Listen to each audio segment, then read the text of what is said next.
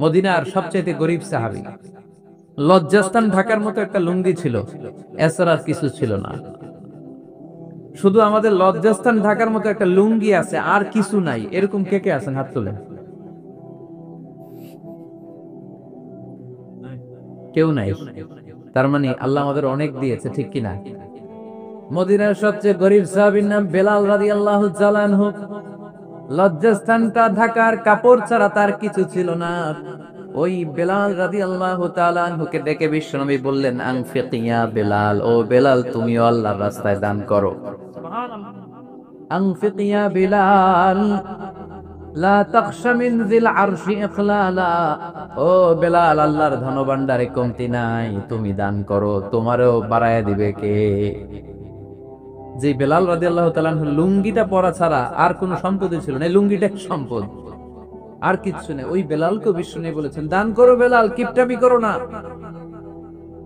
যে রবের সন্তুষ্টির জন্য তুমি দান করবা, ওই রবের কোনো কমতি নাই, ঘাটতি নাই। গোটা বিশ্বের সবার সব ডিমান্ড পূরণ করে দিল, যার যত চাহিদা সব দিয়ে দিল, আমার আল্লাহর ধনভাণ্ডারের 1 ইঞ্চিও কমবে না।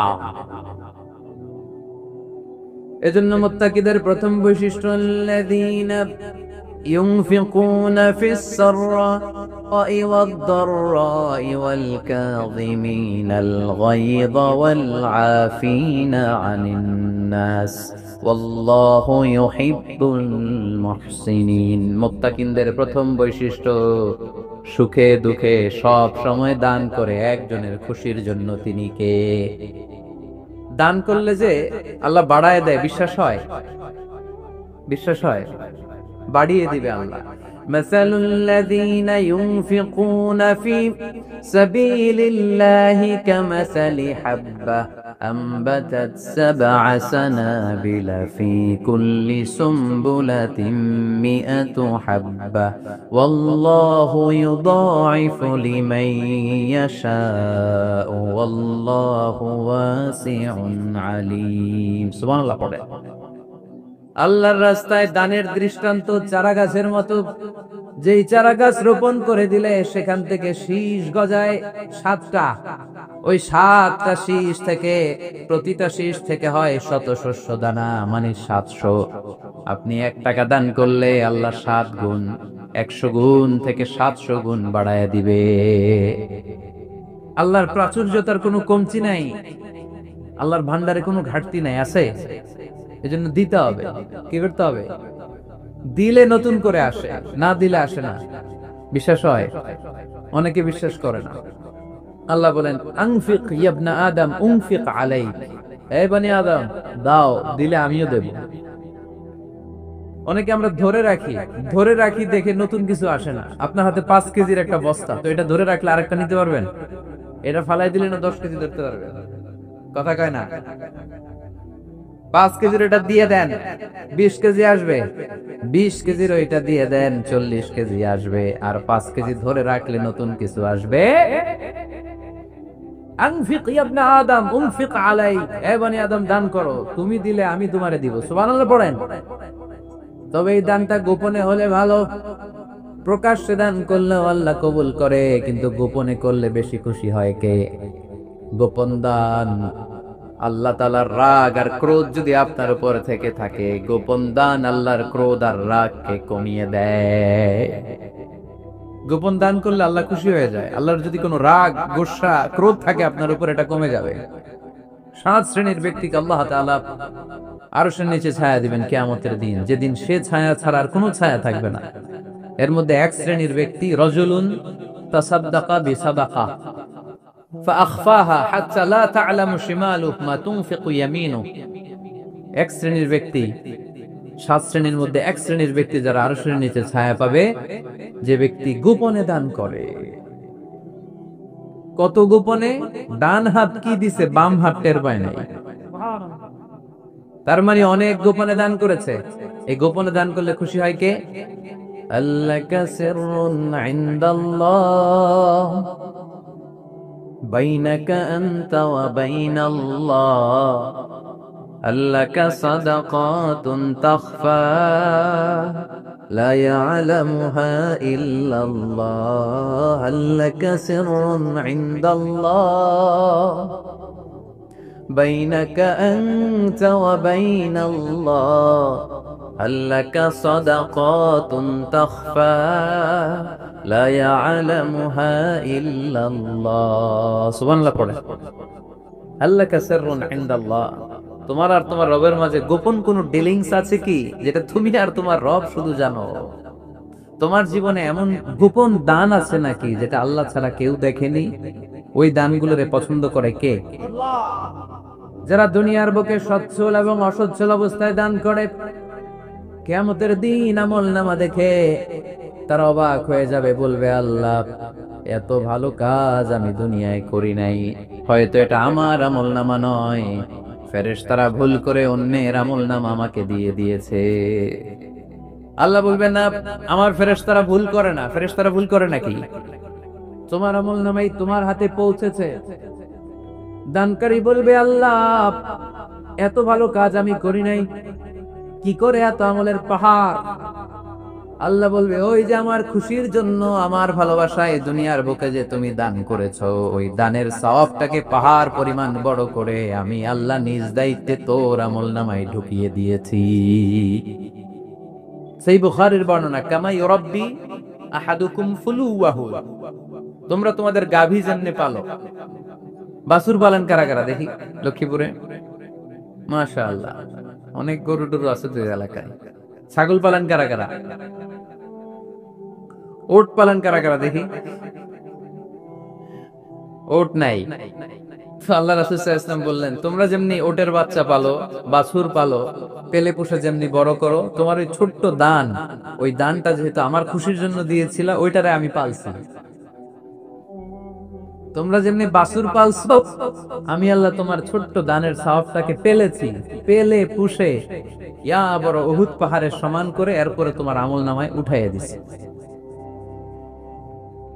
তাহলে মুত্তাকি বান্দার প্রথম গুণ, তারা দান করে।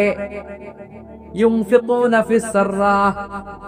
লক্ষ্মীপুরের ভাইরা খেয়াল করে শুনেন, মুত্তাকি বান্দাদের প্রথম গুণ সুখে থাকি আর দুঃখে থাকি আল্লাহর রাস্তায় দান করব আমরা, ঠিক কি না? সর্বাবস্থায় দান করতে হবে। ফিস সাররা, সুখের সময়ও করব, ফিদ দাররা, দুঃখের সময়ও করব। সুখের সময় যদি আমি বছরে 10,000 টাকা দান করি, দুঃখের সময় 10 টাকা তো দিতে পারবো।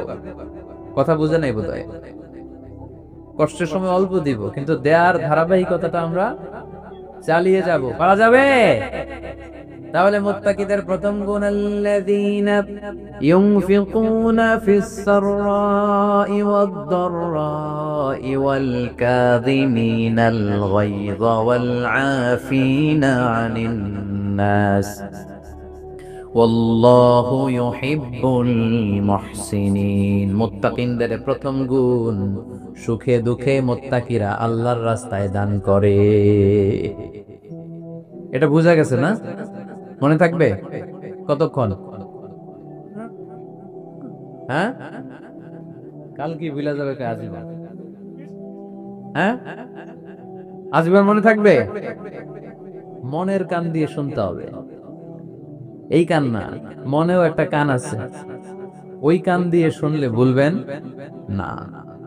তাহলে মুত্তাকিদের প্রথম বৈশিষ্ট্য, যেহেতু আমরা মুত্তাকি হয়ে ফিরে যেতে চাই, মুত্তাকিদের প্রথম বৈশিষ্ট্য আমরা জানলাম, যারা সুখে দুঃখে কি করে? দান করলে বাড়ায় দেয় কে? ধৈর্য রাখলে নতুন কিছু পাওয়া যায়, ওটা ছেড়ে দেন, ওটা দিয়ে দেন, তাহলে নতুন কিছুর ব্যবস্থা করবে কে? তাহলে এটা বুঝে ফেলছেন না? হজম হয়েছে, হজম, এটার হজম করে ফেলেন, হয়ে গেছে গা। আচ্ছা, এবার আল্লাহ বললেন মুত্তাকিনদের 2 নাম্বার বৈশিষ্ট্য, ওয়াল কাযিমিনাল গায়যা। মুত্তাকি বান্দারা তাদের রাগকে হজম করে, রাগ সংবরণ করে, ক্রোধকে নিয়ন্ত্রণ করে। সুবহানাল্লাহ পড়েন। এইবার আসছে কঠিন ওয়াজ। এবার একজনকে হুজুর এটাই তো পারি না, এটাই তো পারি না, এটা পারতে হবে আপনাকে মুত্তাকি হতে চাইলে। ওয়াল কাযিমিনাল গায়য, মুত্তাকিনরা নিজের রাগকে সংবরণ করে, রাগ হজম করে, রাগের সময় নিজের উপর নিয়ন্ত্রণ রাখে। আমাদের অনেকের অনেক রাগ, এত রাগ, রাগের সময় হিতাহিত জ্ঞান থাকে না। এরকম আছে না নাই? রাগ কিন্তু অনেক ভয়ঙ্কর, জানেন? রাগ বেশি কার কার লক্ষ্মীপুরের দেখি তো? খাইছে আছে তো দেখি, 3-4 জনের রাগ আছে না? বাকি সব আল্লাহর ওলি। লক্ষ্মীপুরের ঘরে ঘরে রাগ। আচ্ছা, লক্ষ্মীপুরের মানুষ অনেক ভদ্র, শান্তশিষ্ট, রাগ টাগ নাই। হ্যাঁ, বাঙ্গালায় তো এই রাগ ভয়ঙ্কর। এটা রাগ কিন্তু ভয়ঙ্কর। মানুষ যখন রাগ করে তখন তার হিতাহিত জ্ঞান থাকে, কি করে কি বলে সে জানে। পৃথিবীর সবাই আমরা রাগী, কেউ কম কেউ বেশি। এটা ভেরি ন্যাচারাল। আমাদের দেহে একটা হরমোন আছে, অ্যাড্রেনালিন বলে আর কি এটাকে। Adrenaline hormone triggers up your bodies fight response. এটা যখন নিঃসরিত হয় দেহ থেকে, আপনার বডি তখন ফাইট করতে মনে চায়, কোপায়ালাম, মাইরালাম, উতরে হোতায়ালাম, ওয়াক করে, এরকম একটা অ্যাটিটিউড চলে আসে না? এটা ন্যাচারাল। এই অ্যাড্রেনালিন হরমোন যখন নিঃসরিত হয়, এটা আপনার ফাইট রেসপন্সকে ট্রিগার আপ করে। তখন আপনার দেহ খুব উত্তেজিত, ফাইট করতে মনে চায়, এখনই ধরি ওরে, আসরে নাই। তবে এটা ভালো কাজে লাগাইতে হবে। রাগটা পারা যাবে না। রাগ কিন্তু খুব ভয়ঙ্কর। এর রাগের শারীরিক মানসিক অনেক ক্ষতি আছে। হার্ট অ্যাটাক করে অনেকে, রাগে স্ট্রোক করে ফেলে। রাগ হচ্ছে অনেকটা ঝড়ের মতো। কিসের মতো? ঝড় যেমনি একদিক থেকে এসে সব লন্ড ভন্ড করে দিয়ে অন্য দিক দিয়ে ছুটে চলে যায়, যখন ঝড়টা হয় তখনও তো টের পাওয়া যায় না। রাগও তেমন। যখন রাগটা আসে, কি যে করে ফেলছি তখন বোঝা যায় না। রাগ চলে যাওয়ার পরে, মাথা ঠান্ডা হওয়ার পরে তখন বোঝা যায়, হাই রে, এটা কি করলাম। রাগের সময় দিয়ে দিছে তালাক। রাগের সময় কি করছে? রাগ যখন শেষ তখন কয়, হায় হায় বউ, তুমি তো আমার কৈতরি। মারামারি হয়, সম্পর্কের অবনতি হয়, স্বামী স্ত্রীর সম্পর্কের বিচ্ছেদ ঘটে। বাবা ছেলের সাথে রাগ করে না? বাপে কয় দিমু না তোরে, কিচ্ছু দিমু না। পোলায় কয় দিবা না কে? বাপে কয় দিলাম না। পোলায় কয় মারলাম তোমারে। বাপে কয় তোরে ত্যায্য করলাম। পোলা কয় কোপ দিলাম। আছে না নাই? শুনবেন এরকম বাবা ছেলে হতাহতের ঘটনা, হাজবেন্ড ওয়াইফ ডিভোর্স পর্যন্ত গড়ায়। বন্ধু বন্ধু সম্পর্ক নষ্ট হয় এই রাগের কারণে। দেখছেন, আল্লাহ যেখানে যত ফোঁটা দেয়া দরকার ওই জায়গায় অত ফোঁটা দেয়। এটার নাম ইসলাম। এজন্য আল্লাহ বললেন, মুত্তাকিদের 2 নাম্বার গুণ, আল কাযিমিনাল গায়ব। মুত্তাকিনরা রাগকে সংবরণ করে, তারা অল্পতে চটে যায় না, তারা হট টেম্পার্ড না, তারা বুঝে শুনে কাজ করে, নিজের ক্রোধ আর রাগকে সংবরণ করতে জানে। সুবহানাল্লাহ পড়েন। আল্লাহ রাসূল বললেন, লাইসা শাদীদু বিসুরআহ, কুস্তি করে যে অন্যকে শোয়ায় ফেলতে পারে সে শক্তিশালী নয়। ইন্নামা শাদীদুল্লাযী ইয়ামলিকু নাফসাহু ইনদাল গাদাব, রাগের সময় যেই ব্যক্তি নিজের উপর নিয়ন্ত্রণ রাখতে পারে আল্লাহর কাছে সেই হলো শক্তিশালী। এক একটা কথার ওজন দেখছেন আল্লাহ রাসূল সাল্লাল্লাহু আলাইহি ওয়াসাল্লামের। লাইসা শাদীদু বিসুরআহ, যে কুস্তি খেলতে পারে ভালো সে শক্তিশালী না, বরং ইন্নামা শাদীদুল্লাযী ইয়ামলিকু নাফসাহু ইনদাল গাদাব, রাগের সময় যে নিজেকে নিয়ন্ত্রণ করতে পারে সেই শক্তিশালী। সুবহানাল্লাহ পড়া। এজন্য আমি মুত্তাকি হব। হুজুর, হুজুর আজকের ওয়াজ শুনে আমি মুত্তাকি, শুধু হাত তুলে মুত্তাকি বললে হবে? রাগ নিয়ন্ত্রণের, রাগ কন্ট্রোল করার অভ্যেস নিজের মধ্যে জাগ্রত করতে হবে, ঠিক কি না? এক সাহাবী এসে বললেন, ইয়া রাসূলুল্লাহ, আউসিনি ইয়া রাসূলুল্লাহ, আমারে কিছু নসিহত করেন। বিশ্বনবী বললেন, লা তাগদাবু, সাহাবী তুমি রেগে যেও না। সাহাবী বললেন, নবী আবার ওসিয়ত করেন। বিশ্বনবী বললেন, তুমি রেগে যেও না। সাহাবী বললেন, শুনলাম তো এটা, আরেকটা কিছু কোন। বিশ্বনবী বললেন, রেগে যেও না। রাদ্দাদা মিরারান, বারবার যতবার সাহাবী বিশ্বনবীর কাছে নসিহত চাইলেন, বিশ্বনবী একটা নসিহতই করলেন, রেগে যেও না, কারণ রেগে গেলেন তো হেরে গেলেন। রেগে গেলেন তো হেরে গেলেন। ওরা আপনারে রাগাতে চাইবে, আপনি ঝগড়া করতে চান না, ওরা আপনারে পায়ে পাড়া দিয়ে ঝগড়ায় নামাতে চাইবে। চিল্লা এখন ঠিক কি না? ওরা পায়ে পাড়া দিয়ে ঝগড়া করবে, ওরা আপনারে অলওয়েজ পোক করবে, ওরা আপনারে হট টেম্পার্ড বানাতে চাবে, আপনারে অস্থির করে দিতে চাবে। কিন্তু ফর্মুলা আমাদের ভালো জানা আছে। আমরা কোরআন থেকে ফর্মুলা নিয়ে চলি, মানব রচিত কোন ফর্মুলায় আমরা চলি না। জোরে বলেন ঠিক কি না? মুত্তাকিনদের 2 নাম্বার বৈশিষ্ট্য, ওয়াল কাযিমিনাল গায়জ, মুমিনরা নিজেদের রাগকে নিয়ন্ত্রণ করে। রাগ নাই কার, ক্ষোভ নাই কার, কিন্তু মুমিনরা মুত্তাকিনরা চাইলেই রাগ দেখায় না। তারা রাগকে কি করে? পারবেন আজকে থেকে ভাবির আর বকবেন না তো, ঝগড়া করবেন না তো, ছেলে মেয়েদের উপর উত্তেজিত হবেন না তো, হ্যাঁ? রাগারাগি করবেন, মনে থাকবে তো? আল্লাহ রাসূল সাল্লাল্লাহু আলাইহি ওয়াসাল্লাম কখনোই রাখতেন না। সুবহানাল্লাহ নাই? আল্লাহ রাসূল সাল্লাল্লাহু আলাইহি ওয়াসাল্লাম কখনোই, ওনার সাথে কেউ খারাপ আচরণ করলে উনি রাখতেন না। ওনাকে অত্যাচার করা হয়েছে, তিনি রাখতেন না। জুলুম করা হয়েছে, তিনি রেগে যেতেন না। রাসূল সাল্লাল্লাহু আলাইহি ওয়াসাল্লাম মক্কায় যখন নামাজ পড়তেন, উটের পচা নাড়ি ভুঁড়ি আল্লাহ রাসূল সাল্লাল্লাহু আলাইহি ওয়াসাল্লাম ঘাড়ে আর পিঠের উপর চাপিয়ে দেয়া হতো। আমাদের কার কার পিঠের উপর নামাজ অবস্থায় উটের বা গরুর নাড়ি ভুঁড়ি চাপায় দেয়া হয়েছে এলাকায়? আছে কেউ? নাই। তায়েফের ময়দানে আল্লাহ রাসূল সাল্লাল্লাহু আলাইহি ওয়াসাল্লাম দাওয়াত দিতে গেলেন, নিজের লাভের জন্য না তায়েফবাসীদের লাভের জন্য? খেয়ে না খেয়ে দিন প্রচারের কাজে নিজেকে দিয়েছ বিলিয়ে, তায়েফের কাফিরেরা চিনল না সে আলো, দুষ্ট ছেলেদের পিছু দিল লেলিয়ে, পাথরের আঘাতে ক্ষত বিক্ষত হয়ে সারা শরীর থেকে রক্ত ঝরে। হে রাসূল তোমাকে ভুলি আমি কেমন করে, হাজার ব্যথা বেদনার পরে। ফিরে আসনি তুমি আপন ঘরে, দিনের আলো তুমি ছড়িয়ে দিতে, চলে গেলে মদিনায় মক্কা ছেড়ে। হে রাসূল তোমাকে ভুলি আমি কেমন করে, হে রাসূল তোমাকে ভুলি আমি কেমন করে। ঠিক কি না? তায়েফের ময়দানে রক্তাক্ত হলেন 3টা জায়গায়, দেখে এসেছি আমি। এখানে আহত করা হলো, আবার উঠে দাঁড়ালেন, আবার পাথর মারা হলো। কোন গায়ে পাথর মেরেছো তোমরা?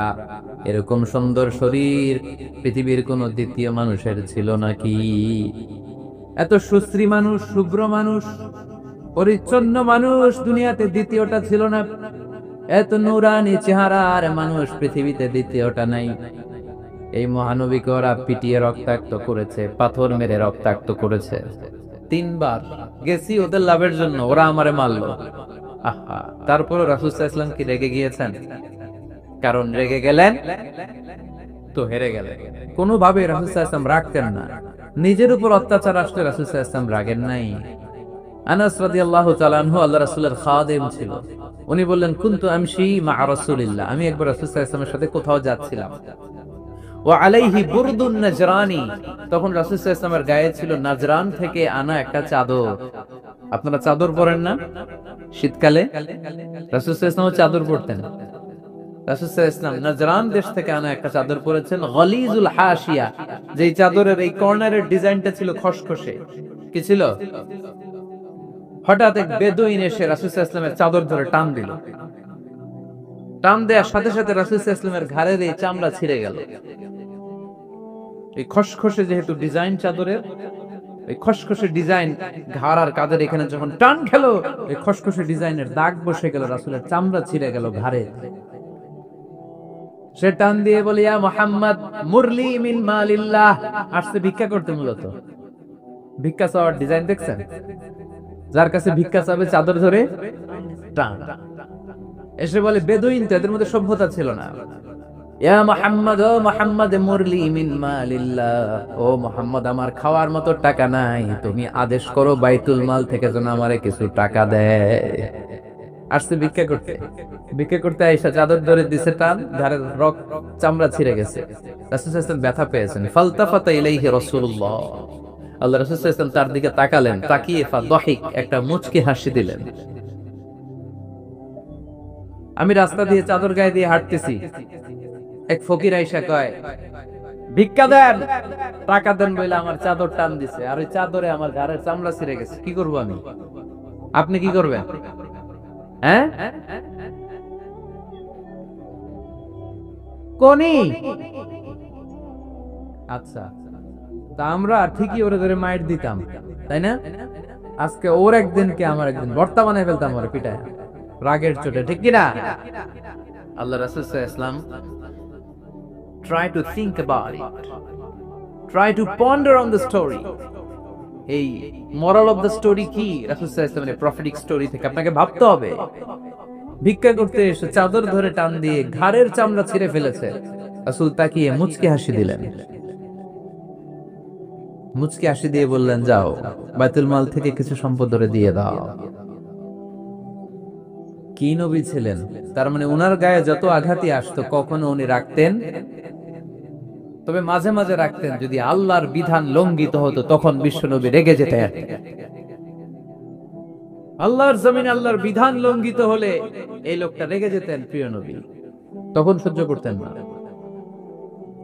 এক সাহাবী এসে বললেন, ইয়া রাসূলুল্লাহ, এমন ইমাম পাঠিয়েছেন আমাদের এলাকায়, বড় বড় সূরা দিয়ে নামাজ পড়ায়, এত বড় সূরা দিয়ে পড়ে, তার পিছনে দাঁড়িয়ে থাকার ক্ষমতা আমার নাই। এই কথা শুনে বিশ্ব নবী রেগে গেলেন, কারণ ইসলামের বিধান এখানে লঙ্ঘিত হচ্ছে, ঠিক কিনা? এত রাগলেন, চেহারা আগুনের গোলার মতো লাল হয়ে গেল। ওই সাহাবীকে ডেকে পাঠিয়ে ধমকালেন, খবরদার, তোমরা মানুষকে দিন থেকে ভাগিও না, সহজ করে ইসলামকে উপস্থাপন করো, জামাতের ইমামতির চান্স পেলে লম্বা কেরাত করো না, একটা মিডিয়াম স্ট্যান্ডার্ড রেখে কেরাত করবা, কারণ তোমার পেছনে অসুস্থ লোক থাকতে পারে, মুসল্লি মুসাফির থাকতে পারে, তাই না? আবার মদিনাতে বনু মাখজুমিয়া গোত্রের এক নারী চুরিতে ধরা পড়ল। কিসে? চুরির বিধান কি?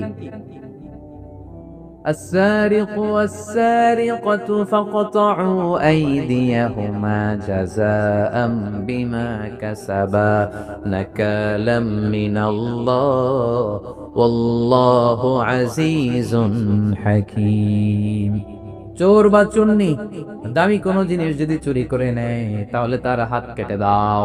If anyone steal something precious from the society, the government should cut down his right hand. Government কাটবে, আপনি কাটেন না। আবার মুরগি একটা চুরি করছে, ধইরা রামদা দিয়ে এক কোপ, এরকম করা যাবে না, এটা গভর্নমেন্ট করবে। তো রাসূল সাল্লাল্লাহু আলাইহি ওয়াসাল্লাম ছিলেন চিফ অফ দা গভর্নমেন্ট, রাসূল সাল্লাল্লাহু আলাইহি ওয়াসাল্লাম ডান হাত কেটে দিবে।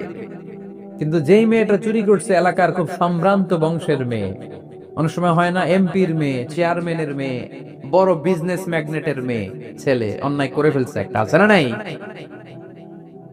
এখন সাহাবীরা দেখলেন মদিনায় যদি বিশ্বনবী এই চুরির বিচার কার্যকর করে মেয়েটার হাত কেটে দেয়, এই মেয়েটার সম্ভ্রান্ত বংশের লোকেরা বিশ্বনবীর উপর চড়াও হবে, নতুন করে দাঙ্গা বাঁধবে, সবাই যে বিশ্বনবীর কাছে বলবে, কিন্তু কেউ সাহস পায় না। উসামা বিন যায়েদ বিশ্বনবীর ভালোবাসা বড়ই পছন্দ করতেন বিশ্বনবী। সাইয়েদনা উসামা বিন যায়েদ রাদিয়াল্লাহু তাআলা আনহুকে সবাই বললেন, উসামা তুমি যাও, তোমারে বিশ্বনবী বড় ভালোবাসে, তুমি বললে তোমার কথা নবী ফিরাবে না। সাইয়েদনা উসামা যে বললেন, ইয়া রাসূলুল্লাহ, সবাই মিলে আমারে পাঠিয়েছে যেন আমি সুপারিশ করি, যদিও বনু মাখজুমিয়া গোত্রের মেয়েটা চুরিতে ধরা পড়েছে, মেয়েটা আসলেই চোর, চুরি করেছে, কিন্তু বড় একটা বিষয়কে খেয়াল করে নবী সবার সুপারিশের কারণে এই মেয়েটার হাত আপনি কেটে দিয়েন না। এই কথা বলার সাথে সাথে বিশ্বনবীর চেহারাটা আগুনের গোলার মতো লাল হয়ে গেল, ক্ষেপে গেলেন বিশ্বনবী, রেগে গেলেন, আর বললেন, এত বড় সাহস কোত্থেকে পেলে উসামা? এটা তো আল্লাহর আইন, চোর চুরি করলে হাত কাটো কার আইন? বাংলাদেশে যদি এই আইন চালু হয়, চোর খুঁজে পাওয়া যাবে? দেশের টাকা যারা চুরি করে এদেরকে পাওয়া যাবে? পেঁয়াজের দাম যারা বাড়ায় এদের খুঁজে পাওয়া যাবে? মজুদদারদেরকে আর খুঁজে পাওয়া যাবে না, সব চোর মানুষ হয়ে যাবে, ঠিক কিনা? একটা বিচার যদি করে, সরাসরি সম্প্রচার, সব টিভিতে লাইভ ব্রডকাস্ট, আমরা দেখলাম চোরের হাত কাটতেছে কিভাবে, এরপরে চুরি করার আগে 10 বার ওর আত্মা কেঁপে উঠবে। রাসূল সাল্লাল্লাহু আলাইহি ওয়াসাল্লাম বললেন, এটা আল্লাহর আইন। কেমন করে তুমি সুপারিশ করো আল্লাহর আইন থামানোর জন্য? লাউ কানা ফাতিমাতু বিনতি মুহাম্মাদিন সারাকাত লাকাতা মুহাম্মাদুন ইয়াদাহা। আজকে আমার কলিজার টুকরা নয়নের পুটলি ফাতেমাও যদি চুরিতে ধরা পড়তো, আমি ফাতেমার হাতটা কেটে দিতে 1 সেকেন্ডও দেরি করতাম না। আমার মেয়ে ফাতেমাও যদি চুরি করতো, আমি হাত কেটে দিতে দেরি করতাম? রেগে যেতেন প্রচন্ড, এমনি রাখতেন না। কেউ আক্রমণ করলে ব্যথা দিলে, কষ্ট দিলে রাখতেন না। কিন্তু আল্লাহর জমিনে আল্লাহর বিধান যখন লঙ্ঘিত হতো, আল্লাহ রাসূল সাল্লাল্লাহু আলাইহি ওয়াসাল্লাম রেগে যেতেন। তাহলে কোথায় রাগ করবেন আর কোথায় করবেন না বোঝা গেছে তো? সব জায়গায় রাগ করা যাবে? এজন্য মুত্তাকিনদের 2 নাম্বার বৈশিষ্ট্য, ওয়াল কাযিমিনাল গায়যা। মুত্তাকিনরা রাগ দেখায় না, মেজাজ দেখায় না, বরং মুত্তাকিন বান্দারা আল্লাহর খুশির জন্য নিজের রাগ আর ক্রোধকে নিয়ন্ত্রণ করে। রাসূল সাল্লাল্লাহু আলাইহি ওয়াসাল্লাম আল্লাহর বিধান লঙ্ঘিত হলে রেগে যেতেন, এছাড়া রাখতেন না। একবার তাহাজ্জুদের সময় সাইয়েদনা আলী রাদিয়াল্লাহু তাআলা আনহু আর ফাতেমা রাদিয়াল্লাহু তাআলা আনহাকে ডাকতে গেলেন তাহাজ্জুদ করার জন্য। কিসের জন্য? যে ডাকলেন, দরজায় কড়া নাড়লেন, আলী ওঠো, ফাতিমা ওঠো। কিন্তু সাইয়েদনা আলী রাদিয়াল্লাহু তাআলা আনহু বললেন, কি জন্য উঠবো? আল্লাহ রাসূল সাল্লাল্লাহু আলাইহি ওয়াসাল্লাম বললেন, তাহাজ্জুদের জন্য। আলী রাদিয়াল্লাহু তাআলা আনহু একটু কৌশল করে বললেন, আমাদের রুহু তো আল্লাহর হাতে। রুহু কার হাতে? আল্লাহ যখন রুহু ফিরাই দিবে তখন ঠিকই উঠবো, পড়বো তাহাজ্জুদের নামাজ, পড়বো, রুহুটা ফিরে আসুক, পড়বো। একটু কৌশল করলেন। তো রাসূল সাল্লাল্লাহু আলাইহি ওয়াসাল্লাম এই কৌশলটারে পছন্দ করলেন না। রাসূল সাল্লাল্লাহু আলাইহি ওয়াসাল্লাম আমি বলা মাত্রই যেন উঠে যায়, রাসূল সাল্লাল্লাহু আলাইহি ওয়াসাল্লাম তখনও রেগে গেলেন। বুখারীর বর্ণনা, তিনি ফিরে আসতেছিলেন আর রাগে নিজের রানের মধ্যে চাপড়াচ্ছিলেন এরকম, ওয়াকানাল ইনসানু আকসারা শাইইন জাদালা। আরে মানুষ কত ঝগড়া করতে জানে, আরে মানুষ কত তর্ক করতে জানে, মানুষ যে কত ঝগড়া করে, মানুষ যে কত তর্ক করে, নিজের উপর নিজে ঝাল মেটাচ্ছিলেন রানের মধ্যে চাপড়াতে চাপড়াতে। সুবহানাল্লাহ পড়ে। আক্রমণ করলে রাখতেন না, ওটের নাড়ি ভুড়ি চাপিয়ে দিলে রাখতেন না, কিন্তু ধর্মীয় বিধান লঙ্ঘিত হলে বিশ্বনবী রেগে যেতেন, চিল্লা এখন সুবহানাল্লাহ। এজন্য মুত্তাকিদের 2 নাম্বার বৈশিষ্ট্য, আল কাযিমিনাল গায়দ, রাগকে সংবরণ করতে হবে, রাগ দেখানো যাবে না। রাগ দেখাবেন, কি করবেন? নিয়ন্ত্রণ করব, একজন নিয়ন্ত্রণ করবে শুধু, আর আপনারা কোপায় ফেলাইবেন সব। মাশাআল্লাহ। আরে বলো কি করবা? এভাবেই তো সমাজ পরিবর্তন হয়।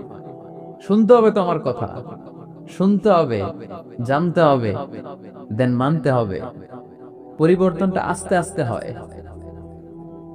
এই ঘুণে ধরা সমাজ এমনি নষ্ট হয় নাই, দীর্ঘদিনে নষ্ট হয়েছে। এটা ঠিক করতে হইলে আমাদের দীর্ঘ সময় লাগবে, দীর্ঘদিন লাগবে, অনেক ঘাম ঝরাতে হবে, অনেক পথ যেতে হবে, মাইলস টু গো, ঠিক কিনা? তাহলে রাগ দেখানো যাবে না। রাগকে কি করব? কন্ট্রোল করব। সবাই রাজি?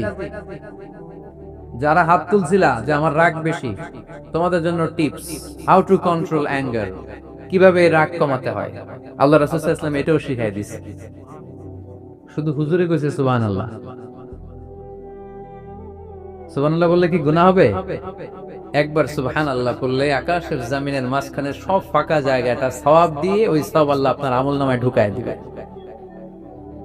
খুব চালাক এই এলাকার লোকেরা, সওয়াবের কথা শুই না, লাভ শুই না। সুবহানাল্লাহ, লাভ আছে যেখানে আমরা আছি। তো হাউ টু কন্ট্রোল অ্যাঙ্গার, কিভাবে রাগ থামাবো? যেহেতু মুত্তাকিনদের 2 নাম্বার বৈশিষ্ট্য বল কাযিমিনাল গায়দ, মুত্তাকিদের বৈশিষ্ট্য তারা রাগকে নিয়ন্ত্রণ করে। আল্লাহ রাসূল শিখাই দিলেন, 4টা পদ্ধতি শিখালেন রাগ কমানোর। কয়টা মনে থাকবে? অ্যাপ্লাই করবো এগুলো, দেখবো আজকে থেকে রাগ কমে কিনা। পারা যাবে? মুনাফিকরা ওমরে ফারুককে দেখে ভয় পেত, খোদ শয়তান ইবলিস ওমরে ফারুককে দেখে ভয় পেত। আলহামদুলিল্লাহ পড়বেন না? বিষ্ণু ইসলাম বলতেন, ওমর তুমি যদি এই রাস্তা দিয়ে হাঁটো আর শয়তান তোমারে দেখে, তাহলে শয়তান এই রাস্তা রেখে দিয়ে অন্য রাস্তা দিয়ে হাঁটে। লা নবিয়্যা বা'দি ওয়ালা রাসূলা, আল্লাহ রাসূল বললেন আমার পরে কোনো নবীও নাই, রাসূলও নাই, তবে আমার পরে কেউ যদি নবী হতো ওমর নবী হয়ে যেত। এরকম একজন ওমরের আমাদের দরকার, এরকম একজন ওমরের অপেক্ষায় আমরা। একজন হলেই চলবে, কয়জন লাগবে? যুগ জামানা পাল্টে দিতে চাই না অনেক জন, এক মানুষই আনতে পারে জাতির জাগরণ। এক মানুষই বিপদকালে বাঁচায় কাফেলায়, ক্ষুদ্র ডিঙ্গি বাঁচায় জাহাজ অসীম দরিয়ায়। কয়জন ওমর দরকার? আমরা সেই ওমরের জন্য অপেক্ষা করছি, যার নেতৃত্বে, যেই আল ইমাম আল মাহদি, যার নেতৃত্বে গোটা বিশ্বে শান্তি, সভ্যতা, ভদ্রতা আবার প্রতিষ্ঠিত হবে। এক ছাতার নিচে মুসলমানেরা থাকবে, কেউ কারোর ব্যাপারে হৃদয়ে কোনো বিদ্বেষ রাখবে, ঘৃণা রাখবে, কেউ কাউকে গালি দিবে না। এই সুসম্পর্ক, এই ঐক্যের জন্যই ইসলাম। একসাথে উদখুলু ফিস সিলমি কাফা, পরিপূর্ণভাবে সবাই মিলে ইসলামের রশিকে আঁকড়ে ধরো, তাহলেই বরকত দিবে কে? ওমর ফারুক বলতেন, নাহনু কওমুন আ'আজ্জানাল্লাহু বিল ইসলাম, আমরা তো এমন জাতি যে জাতিকে আল্লাহ তাআলা ইসলাম দিয়ে সম্মানিত করেছে। আমাদের সম্মান ইসলামে, এখন ইসলাম রেখে দিয়ে অন্য জায়গায় সম্মান খুঁজি, এজন্যই লাথি খাই, এজন্যই অপমানিত, এজন্যই নেতৃত্ব শূন্য। জোরে বলেন ঠিক কিনা? গোড়ার দিকে যদি না যাই, মূলের দিকে যদি ফিরে না আসে, আমাদেরকে গালি দেয় মৌলবাদ। মৌলবাদ মানে হচ্ছে যে মূলের দিকে ফিরে আসে, return back to the root. শিখর থেকে, শেকড় থেকে শিখরে, শিখরে যেতে হলে আগে শেকড়ে যেতে হবে। জোরে বলেন ঠিক কিনা? এজন্য ঐক্যের কোনো বিকল্প নাই। আমি আমার আলোচনা শুরুতেই এই মেসেজটা আপনাদের কাছে ড্রপ করতে চাই যে আসুন আমরা কাদা ছোড়াছুড়ি ছেড়ে দেই, হিংসা বিদ্বেষ ভুলে যাই, হৃদয়টারে সবার জন্য উজাড় করে দেই। মুমিনদের হৃদয়ে থাকবে সবার জন্য ভালোবাসা। কি থাকবে? আল্লাহ রাসূল সাল্লাল্লাহু আলাইহি ওয়াসাল্লাম মক্কা থেকে যখন মদিনাতে গেলেন, তিনি দেখলেন দলে দলে লোকজন কালিমা পড়ে মুসলমান হচ্ছে, বড় একটা মুসলিম কমিউনিটি গড়ে উঠলো। আল্লাহ রাসূল সাল্লাল্লাহু আলাইহি ওয়াসাল্লাম খেয়াল করে দেখলেন ওখানে শুধু মুসলিম কমিউনিটি নয়, ওখানে জিউস কমিউনিটি আছে, মানে ইহুদি কমিউনিটি। মদিনাতে ইহুদিরাও থাকতো। আবার খেয়াল করে দেখলেন আশেপাশে খ্রিস্টান কমিউনিটিও আছে। তাহলে মোট কয়টা কমিউনিটি হলো? রাসূল সাল্লাল্লাহু আলাইহি ওয়াসাল্লাম এই তিন দলকে নিয়ে একটা চার্টার করলেন। চার্টার, ইতিহাসে এটা মদিনা চার্টার নামে পরিচিত, মদিনা সনদ। সুবহানাল্লাহ পড়েন। তিন ধর্মের লোক, তিন জাতি একসাথে থাকে, আর আমরা এক বাঙালি এক দেশে থাকতে পারি না।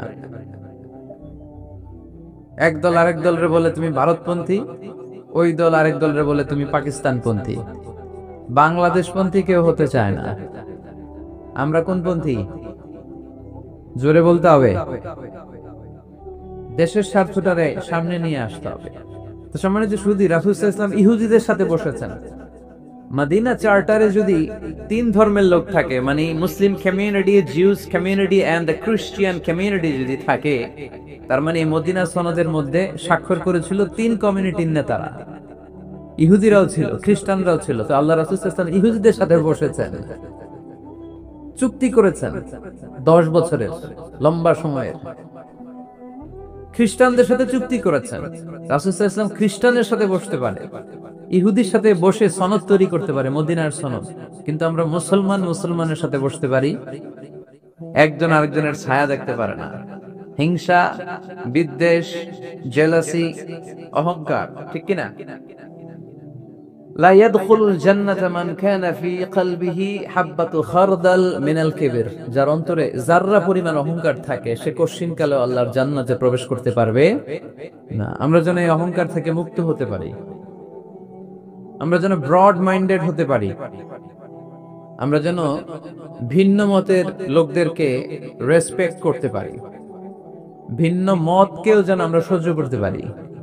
আমাদের দেশে এত কাদা ছোড়াছড়ি, এত মারামারি কেন জানেন? আমরা ভিন্ন মতকে দমন করতে চাই, ভিন্ন মতকে আমরা স্পেস দিতে চাই না, ফলেই এত ঠেলাঠেলি। এজন্য মতামত বিভিন্ন থাকবে। This is the beauty of Islam, unity in diversity. Unity in diversity, ঐক্য হবে বৈচিত্র্যের মাঝে। আমাদেরকে ঐক্য খুঁজতে হবে। এক একজন এক এক চেহারা। এই তুমি কালা হইলা কেন, তুমি খাটো হইলা কেন, তুমি লম্বু কেন, এরকম বললে চলবে? এই মেয়ে তুমি বিএনপি করো কেন, তুমি জামাত ইসলাম করো কেন, সব আওয়ামী লীগ হয়ে যাও, বলা যাবে? তুমি এই পেশাবের মুরিদ কেন, আমি যে যে পেশাবের মুরিদ দিছি ওইখানে আসো না কেন, বলা যাবে? না। Unity in diversity. রাসূল সাল্লাল্লাহু আলাইহি ওয়াসাল্লাম ইহুদিদেরকে স্পেস দিয়েছেন, খ্রিস্টানদেরকে স্পেস দিয়েছেন। মনে রাখতে হবে, ঐক্য প্রক্রিয়ার নাম হচ্ছে, এটা এমন একটা প্রক্রিয়া যেখানে সবাই একই চিন্তা চেতনা পোষণ করবে এমনটা নয়, বরং এক একজনের এক এক চিন্তা, কিন্তু মৌলিক বিষয়ে সবাই এক। ইউনিটি ইন ডাইভার্সিটি, বৈচিত্র্যের মাঝে আমাদেরকে ঐক্য খুঁজতে হবে। প্রিয় ভাইরা, কথা বুঝতে পেরেছেন? আপনারা কি ঐক্যের পক্ষে না বিপক্ষে? আমরা যেন ঐক্যবদ্ধ হতে পারি, আল্লাহ তুমি তৌফিক দান করো। আমরা যেন হিংসা বিদ্বেষ ভুলে যে ইসলামের কল্যাণে কাজ করতে পারি, তুমি তৌফিক দান করো। আরো জোরে পড়ি আমিন। লক্ষ্মীপুর দৌলত খাঁ বাড়ির যুব সমাজের উদ্যোগে আজকের 2 দিন ব্যাপী তাফসীরুল কোরআনের মাহফিলের সমাপনী রজনী। আজকের প্রোগ্রামের সম্মানিত সভাপতি হচ্ছেন অধ্যক্ষ গোলাম সরোয়ার সাইদি পীর সাহেব, আড়াইবাড়ি দরবার শরীফ, আমার প্রিয় নানা ভাই। উনি ফোন করে বললেন যে আসবেন প্রোগ্রামে আর কি, তো আসতেছেন আমার সাথে দেখা করার জন্য। অনেকদিন দেখা হয় না। মাঝখানে মালয়েশিয়াতে গিয়েছিলেন, 2 নানা নাতি মিলে ঘুরছি অনেক জায়গায়। মালয়েশিয়ার এক মন্ত্রণালয়ে আমরা অনেক ঘুরলাম, অনেকের সাথে আমরা মিটিং করলাম। তো হঠাৎ করে শুনলাম এখন স্টেজে ওঠার আগে নানা ভাই অসুস্থ হয়ে গেছেন, শ্বাসকষ্ট হচ্ছে, আসার কথা ছিল, এখন হসপিটালে যাবেন। তো আমরা আমার প্রিয় নানা ভাইয়ের জন্য সবাই মিলে আজকের প্রোগ্রাম থেকে দোয়া করি, আল্লাহ তাআলা যেন শিফায়ে কামেলা আজেলা নসিব করে, খুব দ্রুত সুস্থ হয়ে আবার যেন দাওয়াতি কাজে মনোনিবেশ করতে পারে, আল্লাহ তৌফিক দান করুক। আজকের প্রোগ্রামের সহসভাপতি হচ্ছেন মাওলানা আমিরুল ইসলাম সিদ্দিকী, খতিব, লক্ষ্মীপুর কেন্দ্রীয় জামে মসজিদ। আসছেন উনি? আচ্ছা, আপনি। প্রধান অতিথি জনাব অ্যাডভোকেট রাশেদুল কাউসার ভুঁইয়া জীবন, চেয়ারম্যান উপজেলা পরিষদ। আসছে? বিশেষ কাজে ঢাকা। বিশেষ অতিথি জনাব ইখতিয়ার আলম রনি, সাধারণ সম্পাদক বাংলাদেশ আওয়ামী লীগ, 9 নং কায়েমপুর ইউনিয়ন শাখা। আসছে? মাশাআল্লাহ। তারপর আপনাদের এখানে আইন মন্ত্রী আপনাদের পাশের গ্রামে, ওনার লোকেরা এসে দেখা করলো, আমি সালামও বললাম। ওনার আম্মা অসুস্থ, দোয়া চেয়েছে, আমরা দোয়া করি ওনার আম্মাকে আল্লাহ তাআলা সুস্থতা দান করুক। সম্মানিত ভাইরা, আমরা আর কথা না বাড়িয়ে সরাসরি আলোচনায় চলে যাই। আমি আপনাদের খেদমতে পবিত্র কালামুল্লাহ মাজিদের সূরাত আলে ইমরানের 133 নম্বর আয়াত তেলাওয়াত করেছি। সূরাটার নাম হচ্ছে সূরাত আলে ইমরান, ইমরানের বংশধর। ইমরান কে ছিল আপনারা জানেন? মারিয়াম আলাইহিস সালামের পিতা, ঈসা আলাইহিস সালামের নানা। সুবহানাল্লাহ পড়বেন না? ওনাদের ফ্যামিলিটা আল্লাহ তাআলার কাছে এতটাই পছন্দনীয় ছিল যে এই ফ্যামিলির নামে আল্লাহ কোরআনে একটা সূরাই দিয়ে দিলেন, আলে ইমরান। আরবিতে পরিবার বা ফ্যামিলি, এটা বোঝানোর জন্য আরবিতে 2টা শব্দ ব্যবহার হয়, এক হচ্ছে আহাল আর একটা আল। আহাল এটা সম্মানিতদের ক্ষেত্রেও হয়, আবার সাধারণ মানুষদের ক্ষেত্রেও হয়। যেমন রাসূল সাল্লাল্লাহু আলাইহি ওয়াসাল্লামের পরিবার বর্গ, ওনারা অনেক সম্মানিতা, অনেক সম্মানিত। তো আল্লাহ রাসূল সাল্লাল্লাহু আলাইহি ওয়াসাল্লামের পরিবারের ক্ষেত্রে বলা হয় আহলে বাইত। আবার আমার পরিবার, আপনার পরিবার, আমাদের পরিবার বা স্ত্রী, এটা বোঝাতেও আরবিতে আহাল শব্দটা ব্যবহৃত হয়। কিন্তু আল শব্দটা সাধারণ কোন ফ্যামিলির ক্ষেত্রে আল্লাহ ব্যবহার করেন নাই।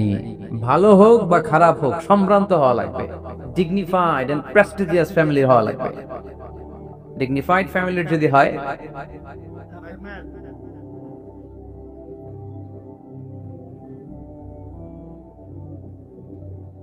very dignified and prestigious family যদি হয়, হয়েছে, এই তো ঠিক হয়ে গেছে, বসো বসো বসে যাও। Very dignified and prestigious family যদি হয়, সেক্ষেত্রে আল্লাহ কোরআনে আল বলেছেন। যেমন ইমরানের পরিবারের কথা বোঝাতে যে আল্লাহ বলেছেন আলে ইমরান। দাউদ আলাইহিস সালামের পরিচয় দিতে যে পরিবারের কথা বলতে যে আল্লাহ বলেছেন আলে দাউদ। আবার ফেরাউনের বংশ বা পরিবারের কথা বলতে যে আল্লাহ বলেছেন আলে ফেরাউন। তাহলে পরিবারের আরবি দুইটা, একটা আল আর একটা আহাল। আহাল এটা সম্মানিত এবং সাধারণ উভয় ক্ষেত্রেই ব্যবহার করেন আল্লাহ তাআলা। আর আল এটা শুধু ডিগনিফাইড এন্ড প্রেস্টিজিয়াস ফ্যামিলি, ভালো হোক ফ্যামিলিটা বা খারাপ হোক সেক্ষেত্রে আল্লাহ ব্যবহার করেন।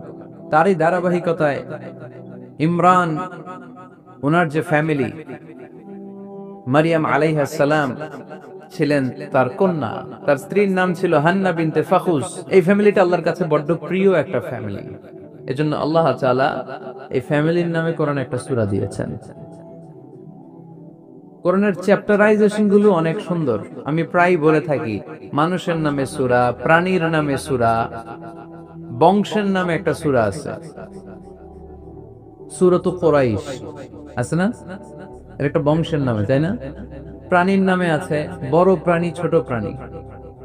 স্থলের সবচেয়ে বড় প্রাণী হাতি, আছে না সূরা? সূরা ফিল। আবার স্থলের সবচেয়ে ছোট প্রাণী পিঁপড়া, আছে না? আন-নাম, সূরাতু আন-নামল। তারপর মৌমাছির নামে আছে সূরা, সূরাতু আন-নাহল। মধু খান তো আপনারা? মধু, খাঁটি মধু পাওয়া যায় এলাকায়, খুব পাওয়ারফুল খাবার। কিন্তু সাইবেরিয়ান এলাকায় ওরা মদ খায়। জিজ্ঞেস করলাম কেন? কয় খুব ঠান্ডা। আমি বললাম মধু খাইও, আরো বেশি গরম হবা। মদ খেলেও শরীর গরম হয়, কিন্তু মধু খেলে তার চেয়ে বেশি গরম হয়। রাসূল সাল্লাল্লাহু আলাইহি ওয়াসাল্লাম মধু খেতেন। কিছু কিছু হাদিয়া আল্লাহ রাসূল সাল্লাল্লাহু আলাইহি ওয়াসাল্লাম ফিরিয়ে দিতেন না। এর মধ্যে একটা হচ্ছে মধু। মধু দিলে বলতেন না যে না নিব না। আতর ফিরিয়ে দিতেন না। বালিশ, বালিশ খুব পছন্দ করতেন আল্লাহ রাসূল। ঠেকনা দিয়ে বসতে পছন্দ করতেন। সুবহানাল্লাহ পড়ে। রাসূল সাল্লাল্লাহু আলাইহি ওয়াসাল্লামের কাছে একটা কসমেটিক্স এর বক্স থাকতো সব সময়, জরুরি 5-6টা জিনিস এর ভেতরে থাকতো। ওখানে আল্লাহ রাসূল সাল্লাল্লাহু আলাইহি ওয়াসাল্লাম চিরুনি রাখতেন। চিরুনি, আপনারা চুল আঁচড়ান তো চিরুনি দিয়ে, সবসময় পরিপাটি থাকবেন, এটা সুন্নাহ। পরিচ্ছন্ন ফিট থাকা, সবসময় গেট আপটা ভালো থাকা, এটা সুন্নাহ। আল্লাহ রাসূল সাল্লাল্লাহু আলাইহি ওয়াসাল্লাম কোন বিদেশি ডেলিগেট আসলে তাদের সাথে দেখা করার আগে সময় নিতেন, নিজেকে গুছিয়ে নিতেন। সুবহানাল্লাহ পড়েন। চুলগুলো আঁচড়ে রাখতেন এই চিরুনি দিয়ে। তাহলে ব্যক্তিগত কসমেটিক্স বক্সে আল্লাহ রাসূল সাল্লাল্লাহু আলাইহি ওয়াসাল্লাম যে জিনিসগুলো রাখতেন তার মধ্যে একটি হচ্ছে চিরুনি। 2 নাম্বার আল্লাহ রাসূল সাল্লাল্লাহু আলাইহি ওয়াসাল্লাম জাইতুনের তেলের একটা ছোট্ট বোতল রাখতেন। ওয়াত-তিনি ওয়াজ জাইতুন, অলিভ অয়েল। অলিভ অয়েলের ওয়াজ করেছি গত বছর। যেখানেই আমার সাথে লোকজনের দেখা, কয় হুজুর এখন থেকে অলিভ অয়েল মাখি আমি, এজন্য সুন্দর হয়ে গেছি। তো অলিভ অয়েল রাখতেন, চিরুনি রাখতেন। এরপরে সুরমা দানি রাখতেন, সুরমা চোখে আল্লাহ রাসূল সাল্লাল্লাহু আলাইহি ওয়াসাল্লাম সুরমা দিতেন। এরপর আল্লাহ রাসূল সাল্লাল্লাহু আলাইহি ওয়াসাল্লাম উতুর রাখতেন, উতুর পারফিউম, আতর দিতেন। কিছু কিছু বিষয় আছে আরবাউন মিন সুনানিল মুরসালিন, 4টা সুন্নাহ আছে সব নবীদের সুন্নাহ, সবাই এটা করেছেন। এর মধ্যে একটা হচ্ছে উতুর, সব নবীরা আতর দিতেন। সুবহানাল্লাহ। বাড়িতে যায় বলে আতর দিবেন, এটা সুন্নাহ। আপনার ইমপ্রেশনটাকে আরো সুন্দর করবে। First impression lasts long. প্রথম দেখায় যারে ভালো লাগে এটা সবসময় ভালো লাগে, ঠিক কিনা? প্রথমেই যদি কারোর সাথে কথা বলতে যাওয়ার পরে দেখা যায় তারা দেখতে খারাপ লাগে, গায়ে দুর্গন্ধ, আসবে আর আপনার কাছে? আসবে না। এরপর আসিওয়াক, ওই কসমেটিক্স বক্সে আল্লাহ রাসূল সাল্লাল্লাহু আলাইহি ওয়াসাল্লাম মেসওয়াক রাখতেন। কি রাখতেন? এটাও সব নবীদের সুন্নাত। তো আমরা যেন পরিপাটি থাকি সব সময়, সব সময় যেন পরিপাটি থাকি। তো মৌমাছির নামে সূরা দিলেন। এরকম এক ভাই বলল যে মাকড়সার নামে, হ্যাঁ, আল আনকাবুত নামে সূরা দিয়েছে। এভাবে আল্লাহ তাআলা পরিবারের নামে সূরা দিয়েছেন। ওই সূরাটার নাম আলে ইমরান। কি নাম? সূরাটার নাম হচ্ছে আলে ইমরান। সূরাটার নাম কি? আলে ইমরান। এখানে আল্লাহ তাআলা 133 নম্বর আয়াতে আমাদের অ্যাপ্রোচিং ঠিক করে দিয়েছেন। ডানে যাব না বায়ে যাব? কই যাবেন? ডানে যাবেন। ডানে আছে ক্ষমা আর আছে জান্নাত। ডানে আছে কি আর আছে, সবাই বলেন ডানে আছে কি আর আছে। ডান দিকে গেলে আল্লাহর ক্ষমা পাওয়া যাবে আর জান্নাত পাওয়া যাবে, এই দুইটাই তো দরকার, বেশি কিছু লাগে নাকি? আর বাম দিকে গেলে আল্লাহর ক্রোধ, রাগ আর জাহান্নাম। বাম দিকে গেলে আল্লাহর ক্রোধ বা রাগ আর জাহান্নাম। ডানে গেলে কি? প্রথমে ক্ষমা আর জান্নাত, এই দুইটা শব্দ একটু মুখস্থ রাখতে হবে আজকে। ক্ষমা আর, দুইটা জিনিস পাওয়া যায় ডানে গেলে। এক নাম্বার, দুই নাম্বার, সবাই বলেন এক নাম্বার, দুই নাম্বার। এবার আঙ্গুল উঁচু করে বলেন।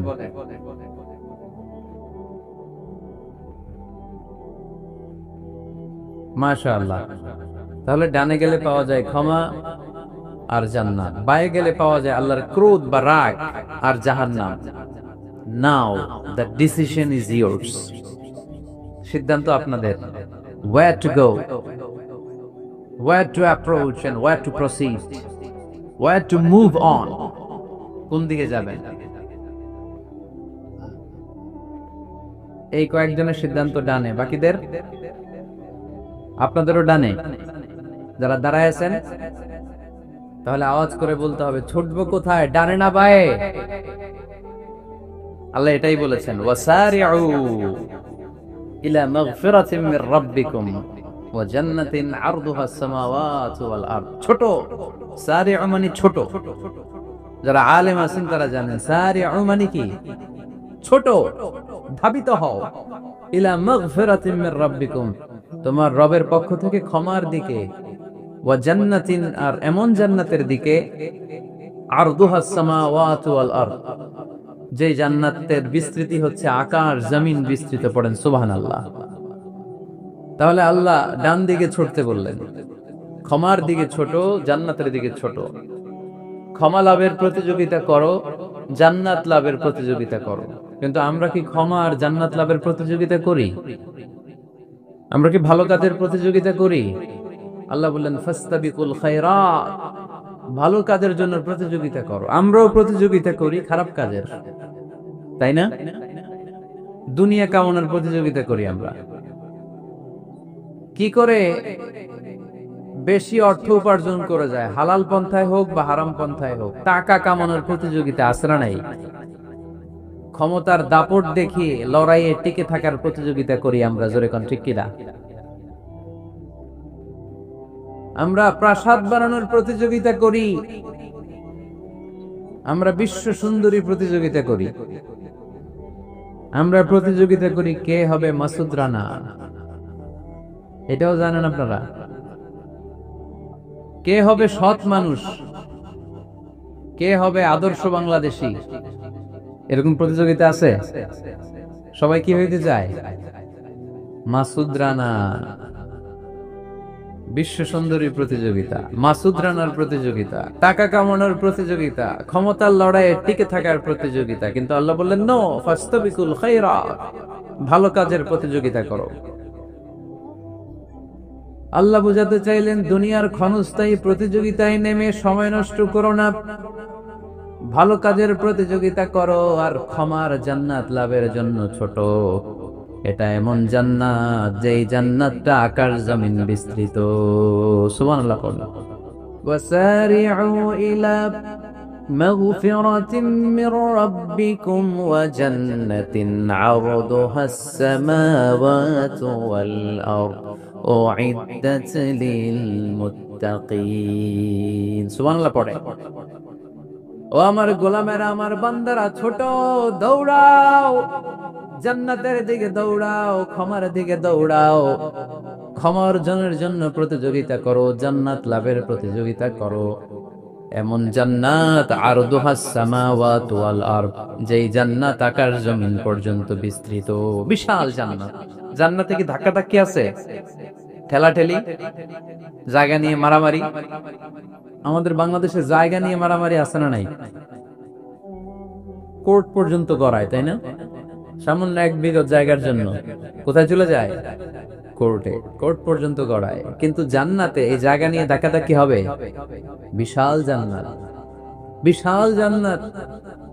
সর্বশেষ যেই লোকটা 1000 বছর জাহান্নামে পড়ার পরে জান্নাতে ঢুকবে, ওই লোকের জান্নাতের যে সাইজ হবে এটা এই দুনিয়ার সাইজের 10 গুণ বড় হবে।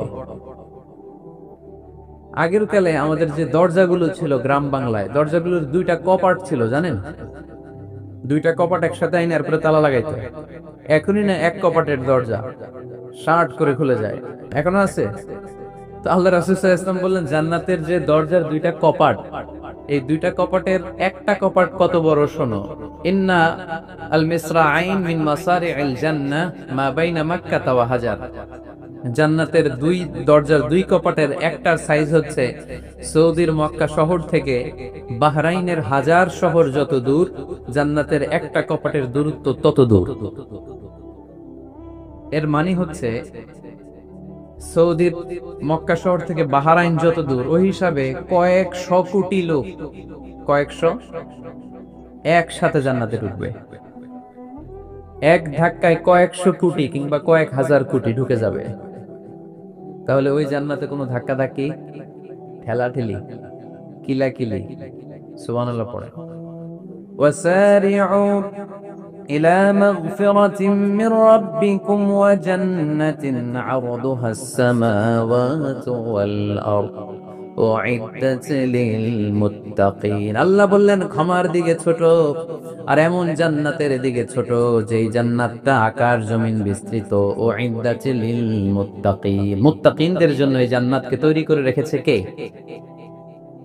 তার মানে জান্নাত একটা সাম্প্রদায়িক জায়গা। জান্নাত একটা কি জায়গা? যেখানে মুত্তাকিরা ছাড়া কেউ ঢুকতে পারবে নাকি সবাই ঢুকতে পারবে? সবাই ঢুকতে পারবে না, ওখানে শুধু মুত্তাকিনরা ঢুকতে পারবে। উইদ্দাত লিল মুত্তাকিন, এটা মুত্তাকিনদের জন্য আল্লাহ তাআলা তৈরি করে রেখেছে। হাদিসে কুদসিতে আল্লাহ তাআলা বলেছেন, এই উইদ্দাতের এই শব্দের ব্যবহারই করেছেন আ'দাতু লিইবাদিয়াস সালিহিন, আমি আমার নেককার বান্দাদের জন্য এমন জান্নাত বানিয়েছি মা লা আইনুন রাআত, পৃথিবীর কোন চোখ ওই জান্নাতের সৌন্দর্য দেখে নাই। ওয়ালা উযুনুন সামিআত, পৃথিবীর কোন কান জান্নাতের কোন সুন্দর শব্দের আওয়াজ শুনে নাই। ওয়ালা খাতারা আলা কলবি বাশার, মানুষ কল্পনাও করতে পারবে না যে জান্নাত কত সুন্দর। সুবহানাল্লাহ, আসতে পড়েন। আল্লাহ বললেন উইদ্দাত লিল মুত্তাকিন, আমি আমার মুত্তাকিন বান্দাদের জন্য তৈরি করেছি। মুত্তাকিরা ছাড়া কেউ জান্নাতে প্রবেশ করতে পারবে নাকি? পারবে না। এখন মুত্তাকি কারা, তাদের বর্ণনা আল্লাহ সামনে দিবেন, শুনবেন আপনারা। আচ্ছা, এটা হচ্ছে কোরআনের একটা বর্ণনা ভঙ্গি। কোরআনের মধ্যে অনেক বেশি কোহেরেন্স আছে, সিকোয়েন্সটা অনেক সুন্দর। যখনই আল্লাহ বলবেন কাফিরিন, কাফের কারা, তার বর্ণনা দিবেন। এরপর যখন আল্লাহ বলবেন মুনাফিকিন, মুনাফিকিন কারা, আল্লাহ বর্ণনা দিবেন। এরপর যখনই আল্লাহ বলেছেন মুত্তাকিন, মুত্তাকিন কারা, তারপরে তার বর্ণনা দিবে। সুবহানাল্লাহ পড়েন। যেমন আল্লাহ সূরা বাকারার শুরুতেই মুত্তাকিদের বর্ণনা দিয়েছেন। আল্লাহ দ্ব্যর্থহীন কণ্ঠে ঘোষণা করে বলেছেন যালিকাল কিতাবু লা রাইবা ফীহি হুদাল লিল মুত্তাকিন, এই কিতাবটা এমন কিতাব যেই কিতাবে কোনো সন্দেহ নাই, আর এটা হুদাল্লিল, সবাই বলেন হুদাল্লিল, এটা মুত্তাকিদের জন্য পথপ্রদর্শনকারী। যে কাউকে এই কিতাব পথ দেখায় না। ওয়ালা ইয়াজিদিজ যালিমিনা ইল্লা খাসারা, জালেমদেরকে এই কিতাব পথ দেখায় না, তাদের ক্ষতির মাত্রাটাই বাড়ায়। মুত্তাকিদের পথ দেখায়, জালেমদের ক্ষতির মাত্রা বাড়ায়। দোষ কি কোরআনের? কোরআনের না। যেমন দুধ, এটা সবার উপকারে আসে না, কিন্তু দোষটা কি দুধের? দুধ হচ্ছে সুষম খাবার, এটার মধ্যে খাদ্য উপাদানের যে 6টা পোরশন সবটাই আছে, কিন্তু সবাই হজম করতে পারে না। পেট যদি খারাপ হয় দুধ খাওয়া যাবে? তাহলে দোষ কি দুধের না যার পেট খারাপ তার? সুবহানাল্লাহ পড়েন। কোরআনের কোনো দোষ নাই, এটা হুদাল লিল মুত্তাকিন, এটা মুত্তাকিদের জন্য পথপ্রদর্শনকারী। মুত্তাকি কারা? আল্লাযীনা ইউমিনুনা বিল গায়ব ওয়া ইউকিমুনাস সালাতা ওয়া মিম্মা রাযাকনাহুম ইউনফিকুন। আল্লাহ এখানে বর্ণনা দিলেন একভাবে, এই জায়গায় আল্লাহ তাআলা মুত্তাকিদের বর্ণনা দিলেন আরেকভাবে। সুবহানাল্লাহ পড়েন। আল্লাহ বললেন উইদ্দাত লিল মুত্তাকিন, এই ক্ষমা, এই জান্নাত যেই কাউকেই দেয়া হবে না, যারা মুত্তাকিন তাদেরকেই দেয়া হবে। সুবহানাল্লাহ। তাহলে আজকে আমরা মুত্তাকি হয়ে ফিরে যেতে চাই। 3 জন চাই শুধু, এখন 15-20 জন হয়েছে। সবাই চান? এলাকার লোকদের একটু গলায় সাউন্ড কম এমনি আগে থেকেই, তাই না? কিছু এলাকা আছে, আমরা তো সারা দেশ চড়ে বেড়াই। We move from the one corner of the country to the another corner. আজকে আছি সকালে এখানে, এরপরে চলে গেছি কক্সবাজার, এরপর আবার খুলনা। আমরা জানি কাদের গলায় জোর বেশি। ফেনীতে, নোয়াখালীতে বক্তার কথা গাওয়া লাগে না, কথা কয় শ্রোতারা। আমরা ক বললে টাইনা নিয়ে ওটার কলিকাতা বানাইয়া স্লোগান। কলিকাতা কই নাই আমি, শুধু ক বলছি। কি বলছি? ওটার টাইনা কি বানাইছে? কলিকাতা। তো শ্রোতাদের একটা বড় রোল আছে। They have huge role in this তাফসীর প্রোগ্রাম। আপনাদের একটা ভালো রোল প্লে করতে হবে। আপনারাই পারেন আমাদের থেকে আলোচনা বের করে নিয়ে আসতে।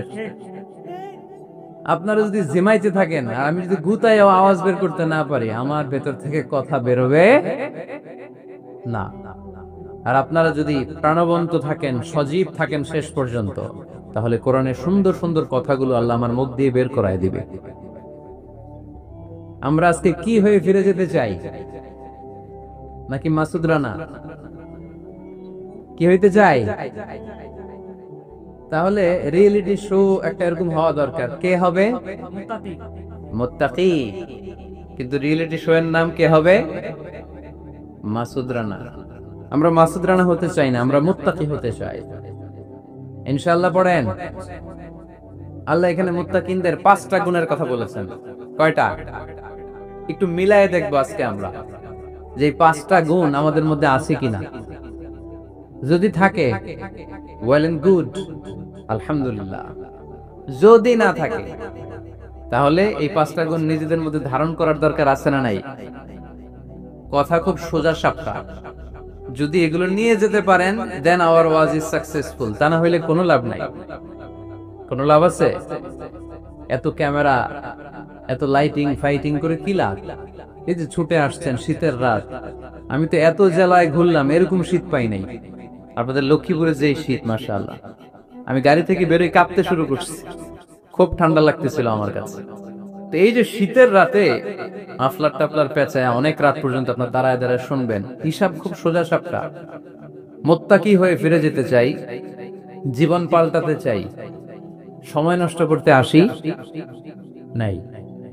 সময়ের অনেক দাম, সময়ের দাম দিতে শিখেন। সময়গুলো অনেক দামি। সো আজকের আলোচনা থেকে আমরা কিছু নিয়ে যাব, শিখে যাব। আর কি হয়ে ফিরে যাব? বৈশিষ্ট্য কয়টা? তাহলে একটু চেক করবো যে আছে কিনা আমাদের মধ্যে এই গুণগুলা। থাকলে ভালো, অনেকের হয়তো আছে। যদি না থাকে, এগুলো আমাদের ধারণ করতে হবে। কথা কি ক্লিয়ার না? আলহামদুলিল্লাহ। মুত্তাকির প্রথম বৈশিষ্ট্য, আল্লাযীনা ইউনফিকুনা ফিস সাররাই ওয়াদ দাররা। মুত্তাকিনরা সুখে দুঃখে সব সময় দান করে, সচ্ছল অসচ্ছল উভয় অবস্থায় দান করে। সচ্ছল অবস্থায় তারা বেশি দান করে, কিন্তু অসচ্ছল অবস্থায়ও করে। বেশি হয়তো করে না, কিন্তু কম করে করে, কিন্তু দান করে। এজন্য আল্লাহ বলেন, আল্লাযীনা ইউনফিকুনা ফিস সাররাই ওয়াদ দাররাই ওয়াল কাযিমিনাল গায়যা ওয়াল আফিনা আনিন নাস ওয়াল্লাহু ইউহিব্বুল মুহসিনিন। সুবহানাল্লাহ। আমার মুত্তাকি বান্দাদের প্রথম বৈশিষ্ট্য, ইউনফিকুনা ফিস সাররাই ওয়াদ দাররা। সুখে দুঃখে, সচ্ছল কিংবা অসচ্ছল যে অবস্থায় থাকুক না কেন, তারা আমার রাস্তায় দান করে। দান করলে খুশি হয়ে যায় কে?